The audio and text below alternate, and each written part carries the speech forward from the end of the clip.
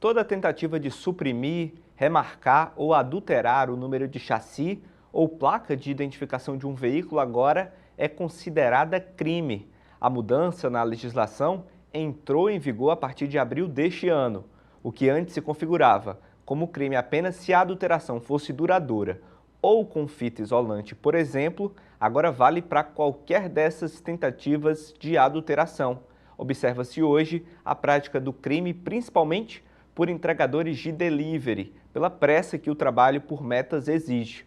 O Brasil tem atualmente 1.600.000 trabalhadores por aplicativo, divididos entre entregadores de plataforma de delivery e motorista de apps de caronas.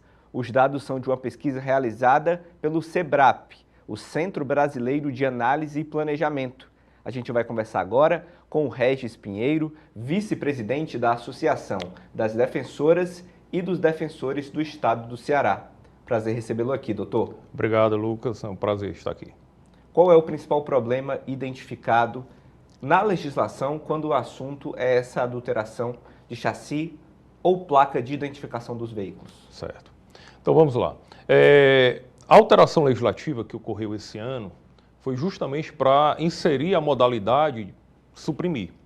Antes, só quem alterava ou suprimia, ou alterava ou remarcava dados identificadores de veículos é quem respondia por esse crime. Então era muito comum a gente se deparar com pessoas que utilizavam um pano, um adesivo, para furar o sinal vermelho.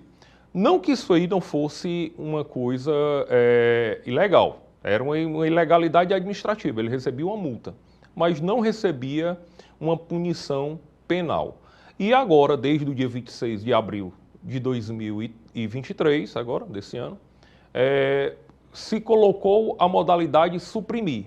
Então, se a pessoa coloca um pano, coloca um adesivo na placa, ou até mesmo retira a placa, ele vai estar cometendo um crime de falsificação, um crime de falso, previsto no artigo 311 do Código Penal Brasileiro. Qual o resultado da punição? A punição ela pode variar de 3 anos até 6, com algumas causas de aumento de pena, se for funcionário público, etc. Ou então se ele exerce isso para comércio, ele pode ter algumas causas de aumento de pena, que pode chegar perto aí de 8 anos. E aí isso torna uma pena, um crime de médio potencial ofensivo. Para se ter noção, apesar de ser um crime que é praticado sem violência ou grave ameaça, o delegado de polícia não pode fixar fiança. Ele provavelmente só vai ser solto, se preencher os requisitos, na audiência de custódia com o juiz. É um crime equiparado a qual outro crime, por exemplo? Assim, de uma média... Por exemplo, ele é considerado pelas penas um crime mais grave que uma lesão corporal grave, que começa com 1 ano. Ele é mais grave, a pena inicial, do que um crime de furto qualificado por arrombamento, que começa com 2 anos. Por que a legislação foi alterada? A necessidade é porque nem todo mundo... Tem muita gente que suprime a placa para não receber uma multa, né? Para poder entregar mais rápido, fazer as entregas mais rápidas, mas muita gente faz isso para cometer crimes, para cometer assaltos, homicídios. Então é o que a gente chama no direito de um crime, uma criminalização de atos preparatórios. É uma tentativa também de evitar outros crimes, como de homicídio, como de roubos, para identificar os veículos mesmos, que estão... E é dessa forma que a polícia faz uma fiscalização. Quando a gente vai atrás de um crime, de uma investigação de um crime de homicídio, ele vai procurar pelas placas, e aí quando a pessoa suprime, quando a pessoa retira aquela placa, fica difícil a investigação. Então essa alteração legislativa, ela é legítima? Ela é legítima. Qual o problema que a gente verifica na Defensoria Pública? Verificar, às vezes, aquela pessoa que, por uma falta de orientação, e aí no afã de trazer o pão para cada dia, ele faz aquela adulteração ali, sem meio que saber as consequências, e aí vai parar lá no banco dos réus, lá com a gente, lá no fórum. Então a gente tem essa preocupação de informar a população sobre esse risco, e que é um crime que é uma pena considerável, inicia com uma pena considerável. Como é que a legislação está atuando para punir essas pessoas? Há uma avaliação caso a caso do histórico, por exemplo, daquela pessoa, daquele réu que cometeu aquele crime? Ou isso é avaliado de acordo com uma circunstância mais abrangente, da questão da adulteração em si e não apenas do ato específico? Bom, vamos lá. Nós temos no direito penal algumas medidas despenalizadoras. Por exemplo, quando é a primeira vez que a pessoa comete um delito, nós temos a suspensão condicional do processo, nós temos a possibilidade de crimes de menor potencial ofensivo. Esse caso específico do 311, adulteração de sinal de veículo automotor, não se aplica nenhuma dessas medidas. Mas tem uma nova medida, que é recente, que é o ANPP, que é o Acordo de Não Persecução Penal, que foi uma das heranças do Sérgio Moro, quando ele passou como ministro da Justiça, que é baseado naquele plea bargain que tem lá nos Estados Unidos, aquele acordo que é feito a advogado de defesa com o Ministério Público. O ANPP, ele permite que seja feito esse acordo para os crimes cuja pena inicial sejam inferiores a 4 anos, é o caso, ele é de 3 anos, e um crime onde não há violência ou grave ameaça, que também é um caso. Então, se ele preencher esses requisitos, for a primeira vez, não tiver outros processos, ele pode fazer um acordo com o Ministério Público, tá certo? Prestar serviço à comunidade, pagar um valor para uma instituição de caridade, e aí ele, cumprindo aqueles requisitos, aquele acordo, ele fica sem nenhum processo, ele fica com a ficha limpa. A única desvantagem é que ele não vai poder fazer outro acordo desse pelo prazo de 5 anos. Doutor Reis, como é que funciona a fiscalização? Essa fiscalização pela adulteração é feita pela Polícia Rodoviária Federal, pelas autarquias municipais de trânsito? Quem é que é responsável por ajudar nessa punição ou na educação, se for o caso, dessas pessoas que acabam cometendo esses atos ilegais? Bom, é uma que a gente chama de poder de polícia concorrente. Qualquer uma dessas instituições podem fiscalizar. Se trata de um crime de flagrante delito, né? Então até qualquer pessoa do povo pode prender uma pessoa que esteja dirigindo sem placa. Em tese pode prender, tá certo? Então, assim, qualquer autoridade policial, qualquer pessoa do povo que verificar pode, em tese, prender aquela pessoa que está dirigindo em flagrante delito. E nós temos os espias, né, que é a rede de monitoramento, que verifica logo, já dá o alerta para os policiais de que aquele carro ali está sem placas, por exemplo. Falando em carros sem placas, eu acho que surge uma dúvida sempre quando uma pessoa compra um carro, em quanto tempo, ou está passando um carro, está fazendo a mudança de placa, em quanto tempo ela tem para se adequar para a mudança de placa sem que ela seja punida pela legislação vigente? Excelente pergunta, Lucas. O tipo penal 311, lá no final, ele diz assim, sem autorização da autoridade competente. Então, se a pessoa tiver autorização da autoridade competente, no caso, DETRAN, tá certo? Para trafegar sem placas, que é normalmente o que ocorre quando a pessoa compra um carro novo, ele vai poder transitar sem nenhum problema. E aí vai depender da resolução do CONAN. Ele vai ter que transitar durante o dia, não pode transitar durante a noite, e tem um prazo, salvo engano, o prazo é de 15 dias para fazer isso. Mas tem algumas resoluções que pedem para que aquela pessoa tenha dado a entrada no pedido de pagamento, de emplacamento e tudo, esteja aguardando os trâmites burocráticos do DETRAN. Quando a gente dá entrada no DETRAN para licenciar um carro novo, há um lapso temporal. Então, se a pessoa comprova que deu entrada e que está aguardando o órgão de regulamentação, o órgão de fiscalizador, ele pode trafegar. Mas aí vai depender de caso a caso, é importante que cada um verifique. E aí eu chamo a atenção, já um gancho, para aquelas motos de trilha, que elas não têm placa, não são emplacadas. Aqueles UTVs, isso aí é um grande problema, que precisa de regulamentação, porque aí você faz investimento no UTV daqueles, que não é barato. O carro daquele ali pode custar uns R$200 mil ou mais.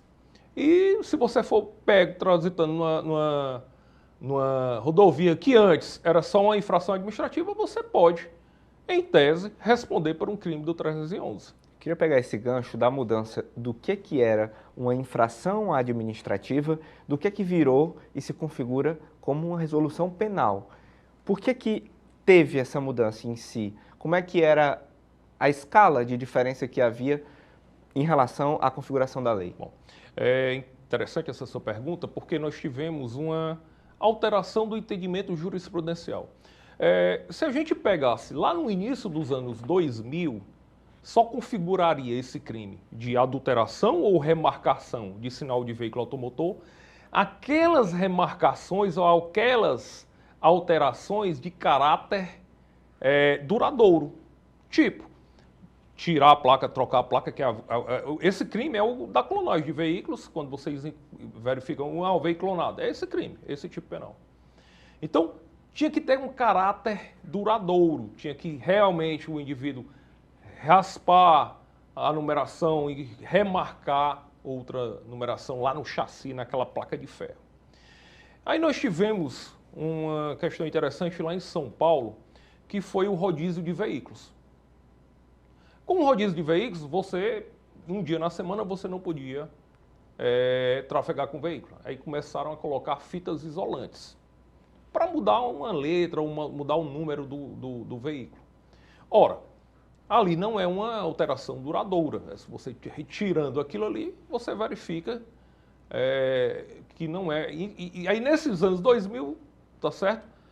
Fita isolante na placa não era considerado o artigo 311, não é considerado crime. Era uma multa que ele recebia lá do Detran, tá certo? Administrativamente. Administrativamente.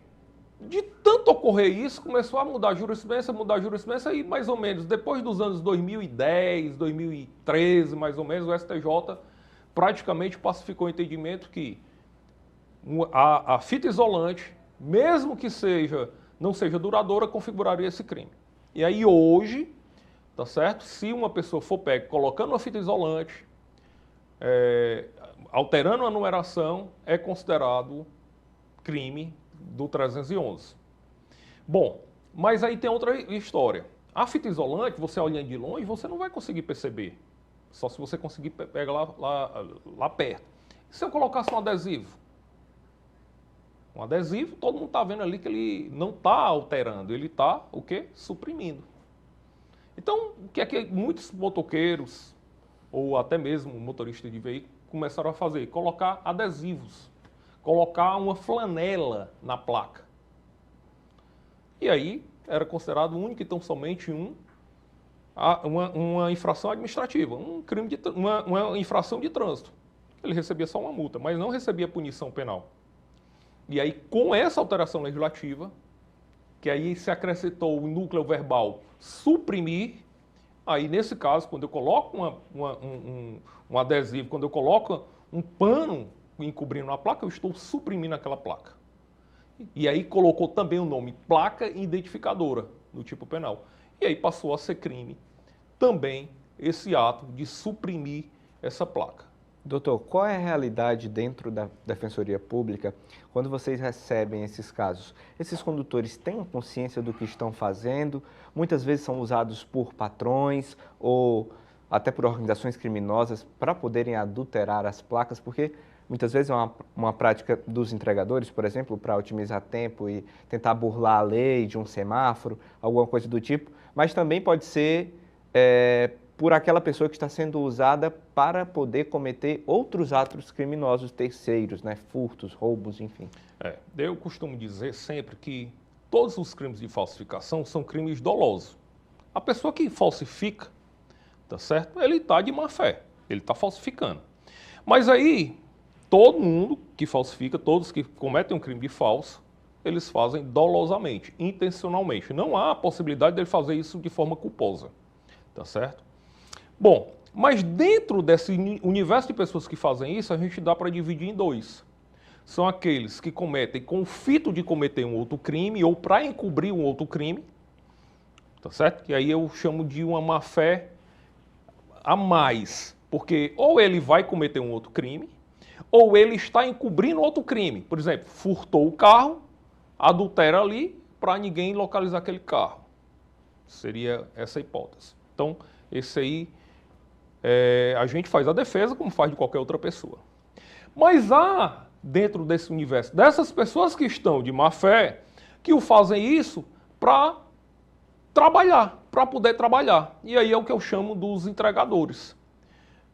Eu chamo a atenção, acho que o principal motivo da gente trazer isso para a sociedade é exigir das empresas de iFood, dessas empresas de delivery, que verifique se não tá se há um excesso de entregas, porque ele está colocando em risco a vida dele, normalmente numa moto, ele está colocando a vida de outras pessoas, para que ele possa fazer. Então eles normalmente dizem, olha, doutor, é porque a gente tem ali um pico muito pequeno ali para fazer aquelas entregas, que é de 18h30 até as 20 horas. Se eu perder ali, eu não consigo o leite do meu filho. Então, talvez uma regulamentação, uma fiscalização maior nessas empresas para evitar. É humanamente possível o camarada fazer em 1 hora 20 entregas. E tem muitos aí, doutor, só consigo fazer 20 entregas se for desse jeito, furando sinal. Mas é claro que ele sabe que está fazendo um ilícito. Mas ele está fazendo para quê? Para conseguir sobreviver nessa selva que nós vivemos. Então, é isso. Eu acho que a gente tem que olhar também para essa população que carece de regulamentação, que carece de uma fiscalização maior, que são esses entregadores. Doutor Regis, obrigado pela participação do senhor e boa sorte nessa causa. Eu que agradeço.